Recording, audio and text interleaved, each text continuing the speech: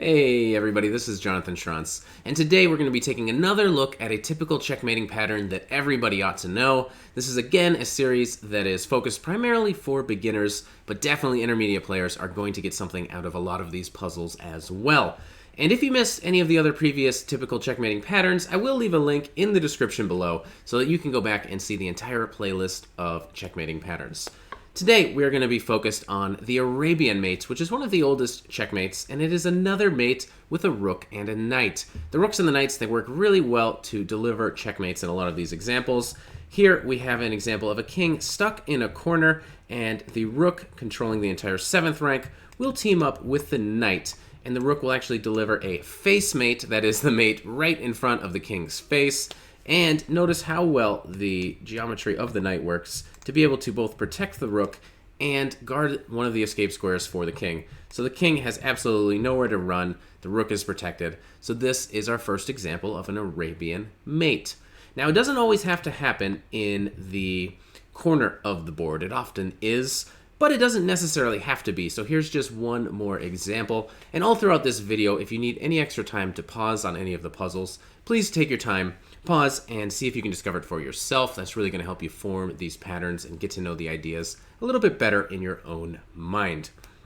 Now here, we can see a knight, often supported by a pawn, is going to be a very strong piece when it's this close to the king. And here, for example, there is already a mate in 2, after the move rook to a8. This gives black only 2 legal moves. They have to pick one. Obviously, if you run into the corner, this is going to be kind of the easier one to see in our mind ahead of time. Now, with the knight being protected by the pawn, we don't need to worry about our knight. All we need to do is deliver this mate on h8. One of the trickier things to understand about this position is, well, what happens if the king just runs to the middle? And at first sight, it may look like there's a lot of air around that king, but in fact, there's actually not. The pawn is guarding the e6 square, the knight is guarding the e7 square. All you need to do is bring the rook in, and surprisingly enough, this is actually a checkmate. And you can check for yourself, rook is protected, all of these squares are covered, and this actually ends up being a very beautiful form of the Arabian checkmating pattern. In our first example of the day, black has just played the move rook to e7, trying to defend against the threats on g7. And here, we actually are starting to get a little bit of a hint when we know we have 2 rooks, we have a knight, we can start to look for the pattern. And often we are going to have to be able to sacrifice some material in order to deliver an Arabian checkmate. So go ahead, pause your video, and see if you can find the way to win this game. And this here is actually a checkmate in 3 moves. The first move here is knight to f6, exploiting this pin. Now the king cannot run this way, cannot go to this square, absolutely forced to go to h8. And now hopefully you can see the conclusion. We sacrifice a rook, rook takes h6, that's the way to go. And black has 2 options. Either he can take, this will allow a very nice, pretty Arabian checkmate. He also has a separate option of blocking with the knight, but this also doesn't work and is in fact the same exact checkmating pattern. Moving on to our next example here, white in this position has just played the move rook takes g4.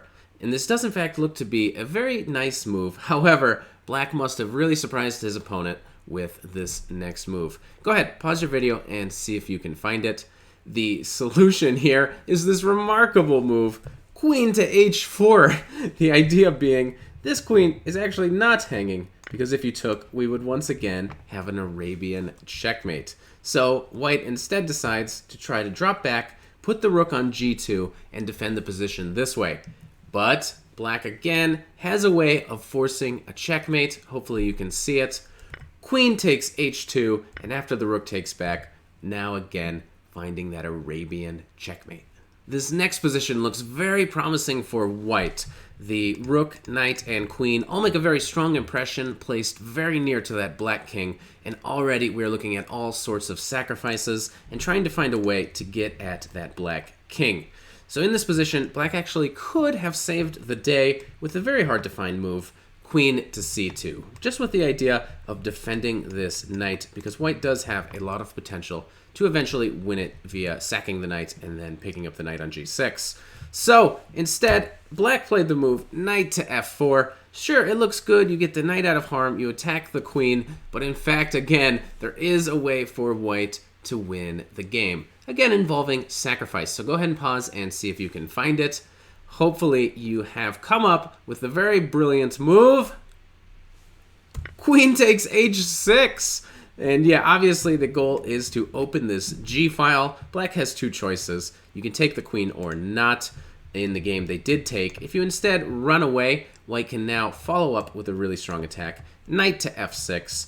And if you continue to run away, we are going to end up with a checkmate.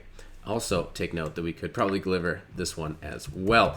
So instead, in the game, black took that queen. Now again, the G file is open up. We got the rook on the open file. All we need to do is bring the knight in. Knight to f6, and after the king is forced into the corner, we have an Arabian mate in the corner of the board. Moving right along to our next example here. In this position, white played the move rook to d6, which is actually a very large mistake. Now again, we have a lot of pieces that can potentially swing over quickly into the attack. And those main players are the rook, the knight, and the queen. Potentially this pawn also will be very useful in some sort of mating net as well. So can you now pause your video and find the solution to this puzzle? Here, the main move, the winning continuation, is the move knight to f3. And again, we see this recurring pattern of putting this knight really close to the king. And white here decided to play king to h1, obviously fearing that if you take this knight, black will just be able to take on h3, and obviously this is very strong for black. So instead, white ran into the corner, and hopefully this time you can see the pattern. It's the same pattern over and over. The winning continuation is queen takes h3, and after, well, here's actually where the game ended, but after the pawn takes back, you could, of course, deliver yet another Arabian checkmate. Here's another example. In this position, white played the move rook to d7, attacking the knight. But we see all of our players here, two rooks, a knight, and potentially this very useful f-pawn are all very near this wide open king. How are we going to get there? Again, we are probably going to need to use some sacrifices at some point. But what would you guys play in this position? The winning continuation is to first start with this move, rook to g3, check. And now the king is forced to make a big decision. In the game, the king decided to go backwards. Going forwards obviously looks very, very dangerous because now the king is going to get dragged into the attack. And there's two ways of doing it. Obviously, this check will get you there. And I even like this very nice move, check, with the idea of opening the h-file, is another very nice way to deliver the checkmate here. So instead, in the game, the white king decided to run back, trying to head towards safety, but hopefully you can find the checkmate here.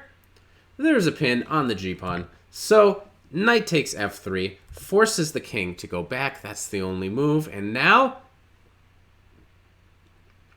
rook to h3, opening the g-file, again, using sacrifice to remove the defenders, opening up lines, clearing a path for the rook to deliver the checkmate.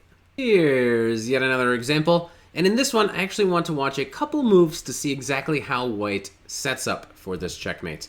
In this position, white played the move rook to h3, after g6, knight to f6, and we're starting to see the knight, the rook. We have some ideas of Arabian checkmate. We're trying to attack this h-pawn, so it was defended by the rook. Now in this position, white just built on the pressure, brought a rook over to g1, introduces some potential sacrifices.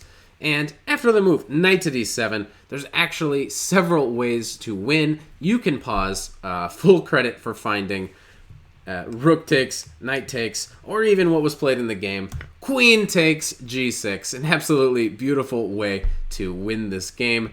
Black decided to try to bail out this way, but now there's actually another mate in 3. And this is becoming a recurring pattern, a recurring theme. We keep seeing this kind of way to win. Hopefully you can see it.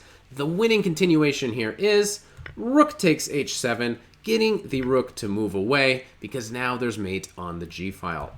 Queen to g8, and after the rook takes back, rook g8, sacrificing lots of pieces in order to deliver a very beautiful checkmate.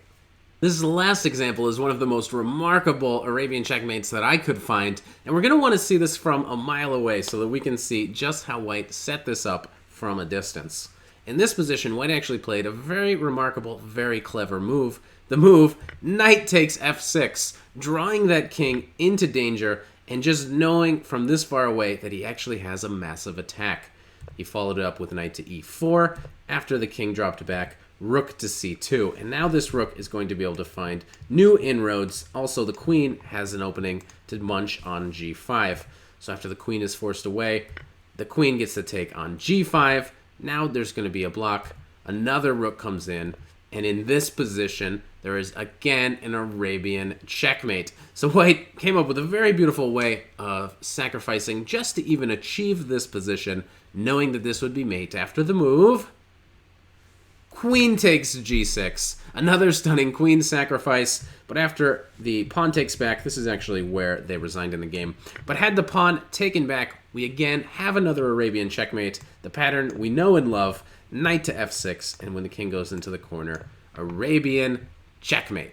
And that concludes our look here at the Arabian Mate. Hopefully this does give you some of the tools that you would need in the future to get this on the board. It feels so sweet if you ever get this in real life, especially if you get to sacrifice a queen. Hopefully this has been a very helpful video to you guys. And if you do want to know when the next Checkmating Pattern Series video is going to be coming out, please make sure that you subscribe to the channel so that you can see it before everybody else does. Thank you guys very much for watching.